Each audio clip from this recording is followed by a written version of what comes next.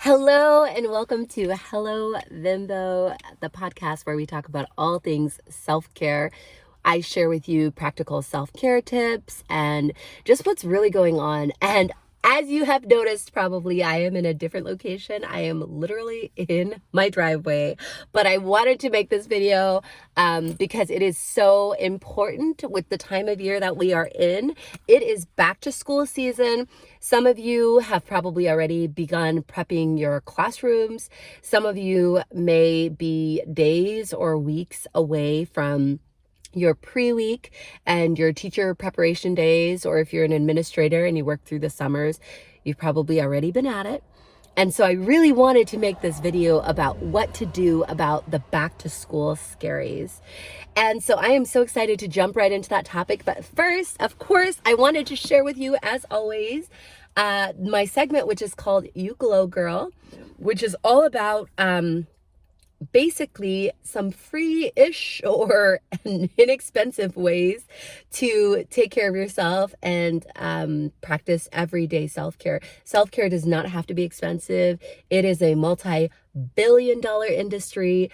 Don't let them sell you it in a can or in a jar or in a bottle. Material things can be a part of your self-care, but I want to get to the root of what true self-care can be and what it can look like. So for today's You Glow Girl, I actually want to share one of my favorite self-care tips, which is journaling and writing down everything. When I was younger, I used to be just so anxious and try to remember a bunch of things. And I remember at some point, my mom was like, what's really helped me with my stress is I write down things that I need to remember. My mother told me that when I was like really young. I was probably in elementary school or middle school, but it always stuck with me. So when our schools would give us our little planners, I would always use, even in elementary school, they would give us planners to write down our homework. I would always use my planner to actually write down my homework. I would use it to track what I had going on, if I had a friend's birthday party coming up, all of that good stuff.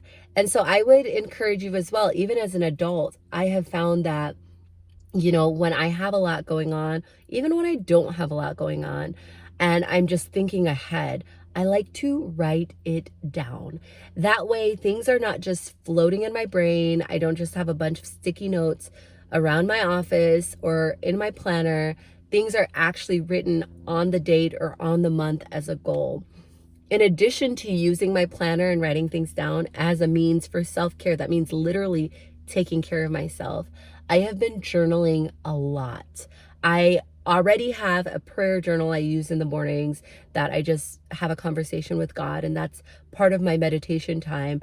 But separate from that, even during my work time in the day, I have just been pulling out something to write. And it has been so helpful. When I am feeling anything from like, I wonder if this is possible, I just make a list of like all of the things that I feel like could prevent me from my goal. Like, okay, what is standing in the way? Okay, do I have enough time? Do I have the resources, et cetera, et cetera? Do I know what I need to know in order to accomplish what I'm trying to do? And by writing things out, it makes them a little bit less scary. So that is my self-care tip for today is, I don't know about you, and I don't know how you want to do it, whether it is a planner, a journal, a digital planner. I know some people are into that. I'm a little old-fashioned. Get me a good pen, and I have my little pencil pouch that I carry around with me. It's very cute, so I wanted to take the opportunity to share it. But I've got a pencil and I've got a highlighter, and I use those to just jot down whatever it is that I have going on in my brain, because I always have, I don't know if I'm the only one, I always have so much going on in my brain. I'm like, I need asparagus for dinner, and also I need to go and get this sweater. I wanted a red cardigan and it was on my brain. I don't know why. Well, I do know why. It matched with an outfit I had. Anyway, I digress. The point is, I literally have so much on my mind all the time. I don't know why. I feel like Hamilton. Why do you write like you're running out of time? It's my favorite. It's one of my favorite movies. Fun fact, unrelated to self-care, but I'm going to get into it in just a second. My husband is actually the person who introduced me to Hamilton. Years ago when we were just friends, he was the first person who told me about it. And he told me later that he told me about Hamilton because he wanted me to think of him every time I thought about the musical, which really actually worked because he introduced it to me before like everyone was hype about it. So as people got hyped about it, I was like, well, my husband, well, he was my friend at the time. My friend told me about Hamilton. And so anyway, fun fact about me. So I'm jumping right into this. Guys, y'all, I really wanted to address this back to school scaries. Someone reached out to me and they let me know they're an administrator and they read a recent article I wrote for Newsweek. I will definitely link it in the show notes for this podcast.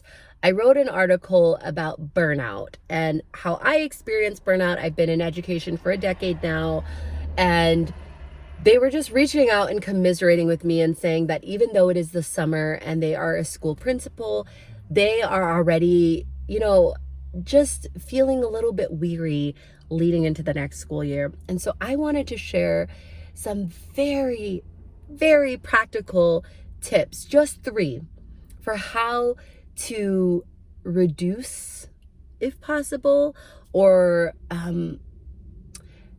maybe attack head on the problems that the new school year you might face in this new school year, and just how to realistically approach it in a way that can prioritize your wellness. And so the very first thing I would suggest has to do with what I just shared in the You Glow Girl segment, which is write everything down. Like, I am not kidding. Write down every single thing that you are stressed about.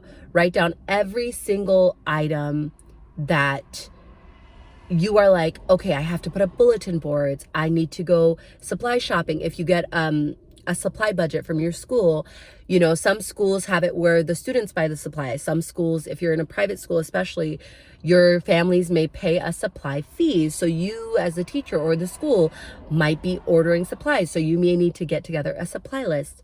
My point is, the very first thing you need to do to address a problem is identify it. And my advice to anyone I've worked with or coached as a principal or tried to help them get back on track is, what is it that we're facing? What is it that you're dreading the most? Name it. Name it. Are you dreading having to lesson plan week after week after week? Are you dreading, if you're a younger elementary teacher, having to make centers? I mean, write it down, name it, be clear about what it is that is the bulk of your burden, okay? So for some, like I said, it may be lesson planning. If you are teaching, it may be creating centers that are unique and engaging. It may be behavioral problems that you're dreading. Whatever it is, write it down. That is my first tip. And by the way, if you are listening to this and you are like, oh my Lanta, I don't start school until after Labor Day. First of all, God bless you. I'm so happy for your life. Glad that's how things are panning out. But second of all, just bookmark this and watch it as you get closer and as your stress starts to rise. Find this video because it will be helpful to you, okay? So now you've named the things you're stressed about, maybe your new parents of your students, maybe you're stressed about the behaviors of your new students, maybe you're getting a kid who has been challenging to the previous teacher and you're just like, I don't know how I'm going to manage these behaviors. I can only do so much. Maybe you're concerned about a new administrator you might be having that's over you, or maybe you're an administrator and you're concerned about turnover in your staff. Maybe you have some new teachers. Maybe you don't know if you're going to have enough substitute teachers. I know in the last couple years through COVID, that was one of our hardest struggles. My hardest struggle as a principal was just finding substitute teachers. Name it, y'all. Name it. There is power in writing it down. If you're like me, not just writing it down, but I am an external processor. So I like talking through problems. I call my best friend, I call my big sister, I may have a conversation with my husband, but don't suffer in silence is the main point number 1. Name what it is that you are finding a challenge, okay? So I cannot say that enough. Name it, name it, name it. Which leads us to point number 2. How do you actually attack it? I want you to do this, and you can absolutely do it because I believe in you. I want you to break everything down that you've named into categories. okay? The very first category, and so you're going to want to make like a chart, and some of you may be familiar with this, but you are going to want to put in one category everything that is important and urgent. So what are things that are important and urgent? Urgent means that it has a deadline. These are things that need to be done by the first day of school. So, for example, if you have a meet the teacher night or a back to school night, or there's something that's time sensitive like that, you may need to do a teacher profile, a one pager that tells parents how to contact you, who you are basically, like what your educational credentials are. So things like that. Maybe your annual plans, maybe your administrator requires you to submit an annual pacing so they know what chapter you'll be in December, what subjects you'll be teaching in February, what topics in your subject area. Whatever is time sensitive, you want to list in this bracket, in this fourth of your page, of what is important and urgent, okay? Those are things, this is the criteria. Those are things you pretty much need for your job. And a good litmus test is, it's not a want, it's a need, as in if you don't do it, there will either be a very negative consequence and or, tied to your actual job. Maybe you might be written up by your administrator, or your students won't have what they actually need. Hear my words when I say the word need, because we as teachers and educators and principals, sometimes we get caught up in the things that are not maybe necessarily needs, but they're wants. So that's the first category. Take your list you made in step 1 and put the things that you need to do in one category, okay?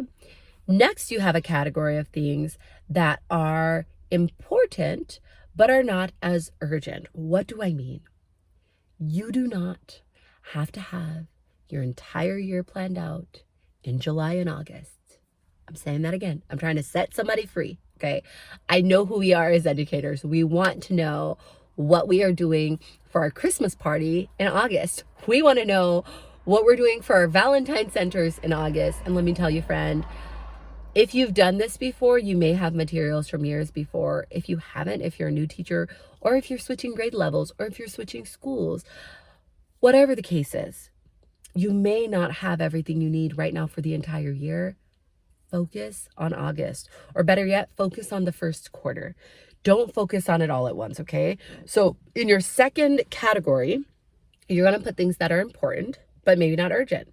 Maybe at your school, you're required to change your bulletin boards every month. But guess what? Maybe it doesn't have to be a crazy elaborate bulletin board the first day of school. Maybe you just put up the word welcome and you leave your bulletin board pretty blank so that you can fill it up with your students' work. And you can even tell your students that, hey, you may notice that our walls are pretty bare. We haven't completely decorated. Why? Because you're going to help me decorate the room. And actually, honestly, that's more meaningful than when kids walk into a room that may look Pinterest perfect, but is it really what they need? Don't kids need ownership of the space as well? I digress. The point is, your second category of things from your list are things that are very important. They still help, they're best practices, but they are not the most urgent thing, as in they're not as time sensitive. Is it nice to have the year planned out in August? Of course. Is it necessary? No, it's not. It's not. You don't have to have every little detail figured out. Your third category are things that are urgent, but they are not important. Okay, so what do I mean by that? Target is having a sale. They really are right now. If you are a teacher and you're watching this, fun thing, Target is having a sale. I believe it's 20% off of a single purchase. So everything in that purchase, not just school supplies, you can get 20% off. You just have to have the Target app and be in Target Circle. So go to Target.com, figure it out, look up Target Teacher 20% off. That is good through August, I believe, and it ends sometime in August.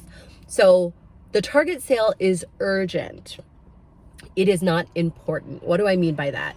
You will still have a job if you don't go to Target.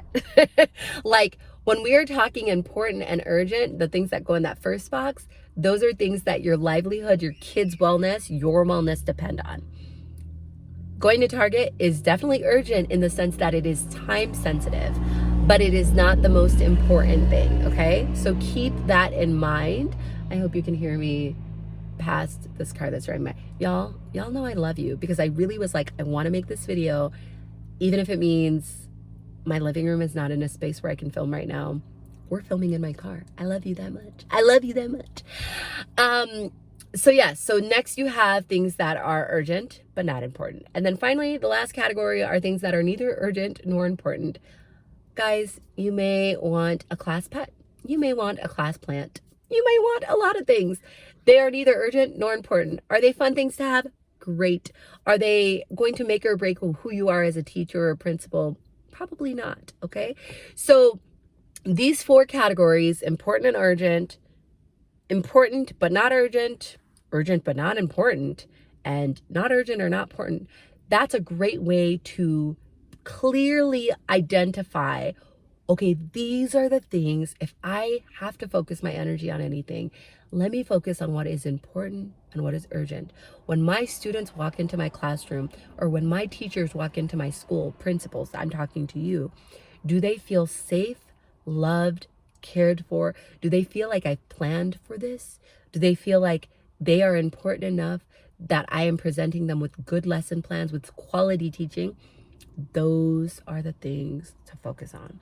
So step number 2 is, now that you've made your list, now that you've written down everything you're trying to accomplish before back to school, step number 2 is categorizing it so that you have some order to that chaos. Okay? And then step number 3, and I'm throwing this out there just because I know it's what's worked for me. Everyone has their different ways of approaching back to school. So please hear me when I say, do what works for you. There are people I know who swear by contract hours, which means if they are not paying me until August 1st, I'm not working until August 1st. And that, if that is your boundary, please honor that boundary. I'm gonna tell y'all what works for me, because that's what worked for me, okay? Especially my first few years.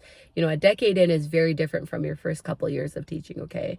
What worked for me is, when I have energy, and I'm being 1,000,000% serious, when I have energy, I will hack at that important urgent list like no man's business. So what does that look like? If it's July and it's July 15, or 20th or 25th, I'm before contract days as a teacher, but I have energy and I'm excited about it, and it's 5 p.m., I'm going to work on that important urgent list, because that's what works for me. Find what works for you. But my encouragement would be, I've heard the phrase that says, like, live like no one else. I think this is Dave Ramsey or something. He's talking about finances, but I'm talking about time management, okay? It's something like, live like no one else so that you can live like no one else. Basically, he's saying, like, financially budget like no one else. Like, basically live really stringent now so that later you can live like other people aren't living, because you've budgeted well, right? Similar with your time, actually. This is a perfect analogy. Live right now with your time like no one else, as in, take time to do things ahead of time so that as the school year starts, you can leave at 3 or 4 whenever your school day is done. And is it always going to look like that? No. Like, you may, especially at the beginning of the year, have to have one late day a week. That would usually be my recommendation. I don't advocate for working on the weekends. I think you should absolutely protect your weekend time at all costs if possible. But if, for example, for the month of August, maybe even into the month of September, maybe the first 6 weeks of school, you're like, you know what?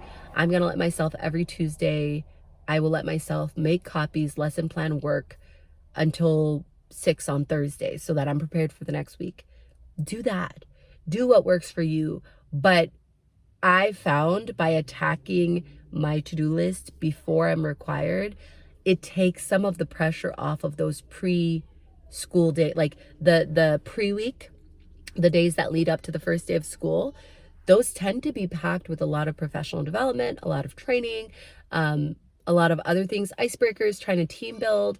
There's a lot that tends to be crammed into those contract days.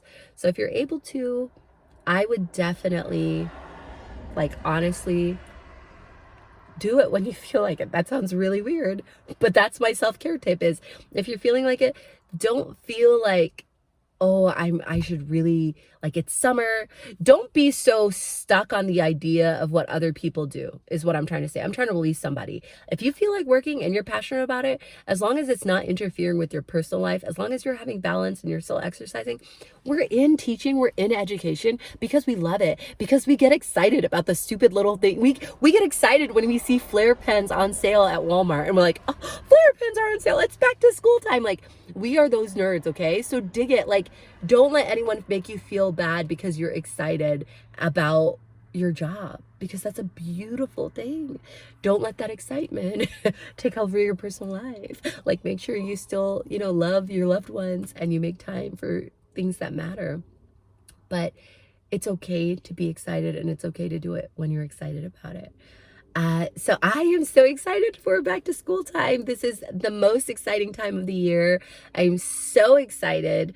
I have a lot of exciting things coming up in August, and some speaking and some professional development. So I am personally pumped to help some schools get started in the right way and teach about school culture in August and September, and also teach about teacher wellness. So y'all, I am like hype about this time of year, but I know a lot of us are feeling a lot of different ways. So please, I ask you, if you have something specific.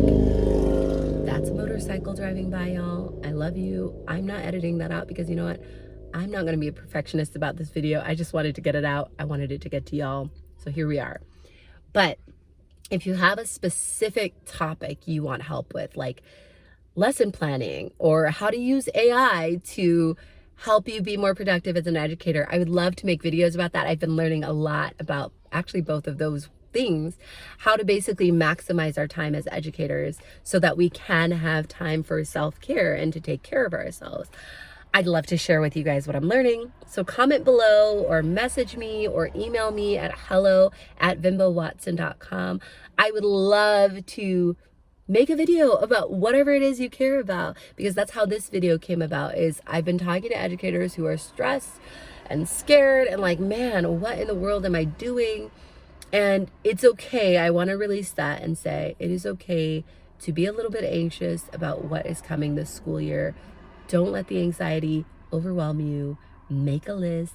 And honestly, if you are feeling like it's more than you can handle, find a therapist. Like, I cannot tell you actually how many times I've done this very activity of writing down what it is I have to do with a therapist in the past and how helpful that's been. So if it's too much for you to do by yourself, find a therapist, get a buddy, do it with a teacher friend, talk through what it is you guys need to do. And there is strength in community, and that's just such a beautiful thing. So I hope to build a community here on Hello Vimbo, through my podcast, through what I share online. Follow me at Vimbo Watson on Instagram. I'm on TikTok too. I'm on YouTube and on Spotify. So hopefully you found one of these platforms to connect with me. But let me know what you guys are thinking. Do you have back to school scaries? When do you start? When do you go back? And what are you maybe looking forward to this school year, as we hopefully have a somewhat normal year as compared to the last few years that we've had?